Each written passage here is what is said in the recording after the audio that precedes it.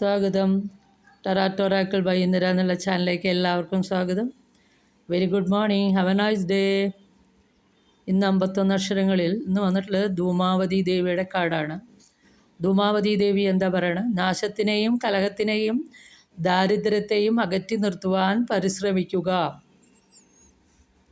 കലഹത്തിനെയും നാശത്തിനെയും ദാരിദ്ര്യത്തെയും നമ്മളെ അകറ്റി നിർത്താനായിട്ട് എപ്പോഴും പരിശ്രമിച്ചുകൊണ്ടേയിരിക്കണം.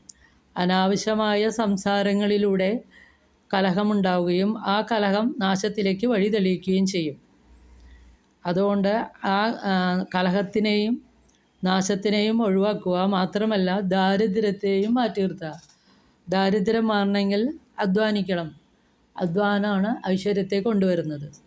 അപ്പോൾ അനാവശ്യമായ കാര്യങ്ങളിൽ ഇടപെട്ട് കലഹമുണ്ടാക്കാതിരിക്കുകയും ആ കലഹം മൂലം നാശത്തിലേക്ക് വീഴാതിരിക്കാനും നോക്കണം.